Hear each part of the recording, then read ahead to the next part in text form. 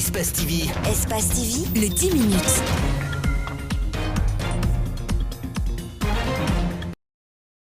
La loi est dure, mais c'est la loi, le dit-on. Ibrahima Sadioba est condamné à 6 mois d'emprisonnement et le paiement d'un montant de 500 000 francs guinéens. Il était poursuivi pour diffamation et injure à l'encontre de Mamadou Antonio Souaré, président de la Fédération guinéenne de football. Pour son avocat, le droit n'a pas été dit. Voilà un autre innocent qui prend la direction de la prison civile. Tout ce que je peux maintenant, à l'instant T, c'est de relever appel et souhaiter que cette décision soit infirmée en appel. Ibrahima Sadioba et son avocat avaient pourtant l'espoir de sortir victorieux du procès. Pour rappel, le procureur n'a requis aucune peine contre le journaliste sportif lors des réquisitions et plaidoiries. Dans ce dossier, c'est la raison du plus fort qui a triomphé, selon maître Salifou Béavougui. Le plus souvent, tous les dossiers que moi je défends sont des dossiers qui mettent en prise un fort, mais je dirais un très fort et un faible. Dans de pareilles circonstances, c'est très difficile de faire triompher le droit. Monsieur Ibrahima Sadioba est un journaliste sportif qui s'est déployé corps et âme pour la Fegifoot, qui a tout donné, qui s'est battu pour sauver l'image, l'honneur de M. Antonio Souaré pendant des années. Il s'est présenté en bouclier. Il s'est interposé entre toutes les personnes jadis tapies dans l'ombre qui voulaient porter atteinte à l'honneur et à la considération de M. Antonio Souaré. C'était son journaliste préféré. Les échanges entre l'UNICEF et la PIP Guinée ont essentiellement porté sur un possible partenariat entre les deux institutions dans le cadre de la tenue prochaine du Forum des investissements en Guinée. Au cours de la rencontre, un accent particulier a été mis sur les retombées de ce forum en termes de prospérité touchant directement les femmes et les enfants. Les enfants de Guinée veulent voir plus d'investissements dans ce pays afin que l'expertise, la technologie, les produits, la richesse, les innovations qui viennent avec de tels investissements puissent contribuer au bien-être de tous, mais surtout des enfants et des femmes de ce beau pays. Le directeur général de l'APIP mesure bien l'importance de ce partenariat. Il soutient que la responsabilité sociétale des entreprises est une question essentielle. On ne peut pas partager la prospérité si on ne pense pas aux enfants et aux femmes. Donc je pense que pour l'APIP, encore une fois, même si les projets, les investisseurs que nous recevions plus ou moins prenaient en compte ces préoccupations, ce partenariat permettra encore une fois de mettre la lumière sur ces préoccupations. L'objectif principal de cet événement vise principalement à mobiliser les investisseurs publics et privés afin de mettre en place des projets solvables, mais aussi à conclure des transactions structurantes. L'occasion sera mise à profit pour amener en outre les partenaires à s'engager et à agir efficacement en vue de faciliter davantage les investissements en Guinée.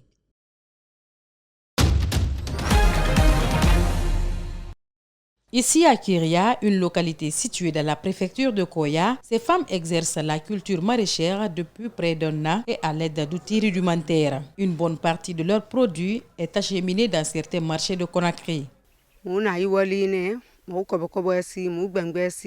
C'est ce travail que nous faisons. Nous cultivons un peu de tout. Piment, aubergines, maïs, c'est ce qu'on amène au marché pour revendre.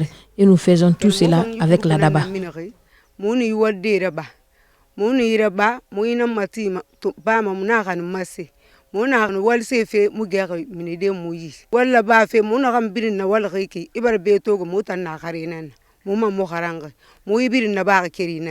Au-delà de cette activité, ces femmes font aussi de la saponification. C'est cette cabane qui sert de cadre pour la fabrication du savon. L'environnement n'est pas le seul problème auquel elles sont confrontées.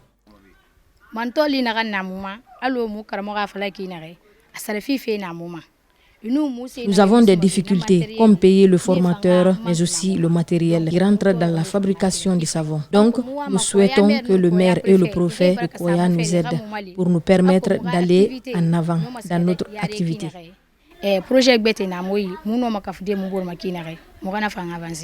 Longtemps confrontées au problème de loyer, elles ont décidé de construire un atelier de couture pour les jeunes filles qui bénéficieront des cours d'alphabétisation.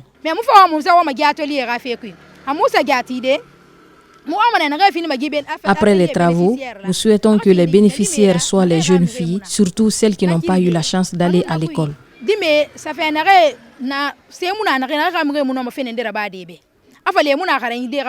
Aujourd'hui, elles n'ont besoin que de matériel de construction pour mettre en pratique leur initiative. Renforcer les capacités des élèves et étudiants guinéens, inculquer la culture de la lecture dès le niveau scolaire, voilà l'ambition que nourrit l'organisatrice du SALEC. Il y a le SALEC, il y a l'après-SALEC. Le SALEC, c'est ceux qui sont dans les écoles. Comment faire en sorte qu'ils puissent améliorer leurs connaissances à travers le livre, à travers la lecture, à travers l'écriture.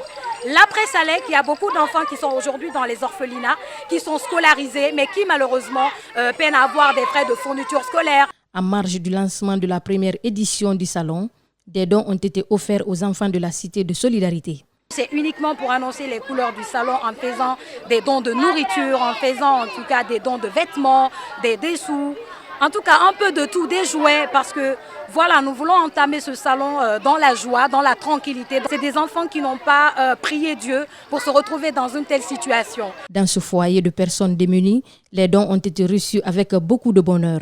Le responsable de la section formation n'a pas manqué d'exprimer toute sa reconnaissance à la donatrice. Donc je suis très content de ce don aujourd'hui, surtout que ça donne le sourire aux enfants. Il y a beaucoup d'enfants ici. Et au dernier recensement, en date de fin 2017, il y avait 477 enfants ici. Mais on a recensé même ceux qui étaient sur le dos. Donc, et dans les 477 enfants-là, il n'y a que 206 qui sont scolarisés. 206. Les 206 là, il y a 106 garçons et 100 filles. Le salon démarrera donc le 20 mars par une formation en méthode facile de résumer un texte. Ensuite, les 24, 25 et 26 mars se dérouleront les présélections entre les 15 écoles et 8 universités de Conakry. Quant à la finale, elle aura lieu le 11 avril prochain.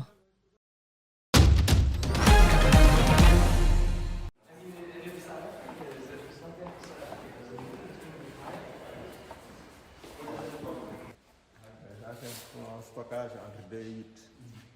Donc on est en train de finaliser. Maintenant là c'est des congélateurs à moins 20 qu'on va aussi mettre en place. Donc, actuellement les vaccins sont au niveau de la pharmacie nationale d'approvisionnement. Il y a beaucoup d'informations qui circulent, des fausses informations sur les vaccins et qui amènent les gens un peu soit à être réticents ou à être hésitants par rapport à la vaccination. Bon, c'est pas une chose nouvelle. Je pense que depuis qu'on a commencé à vacciner, ces phénomènes-là existent. Mais ce qui est nouveau, c'est que ça a été amplifié maintenant par les réseaux sociaux et les médias.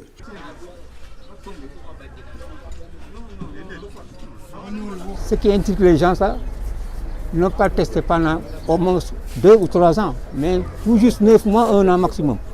C'est ça qui intrigue les gens, ça. C'est pourquoi la majeure partie de la population sénégalaise, ils sont un peu sceptiques, quoi. Personnellement, j'y crois, vraiment j'y crois. Je suis diabétique et puis je suis un peu âgé maintenant. Alors, j'ai 69 ans, alors il faut que j'aille me faire vacciner. Je ne trouve pas l'intérêt de vacciner des gens que la maladie n'atteint pas trop vite. Il y a des gens qui ont plus besoin du vaccin que nous. C'est eux qui doivent se faire vacciner, je crois. Moi, en personne, je ne vais pas me faire vacciner. Je porte des masques, je prends mes précautions et tout. Mais je crois pas trop à la maladie. Certes, elle existe. Elle est là. Mais pour nous, il n'y a pas de danger.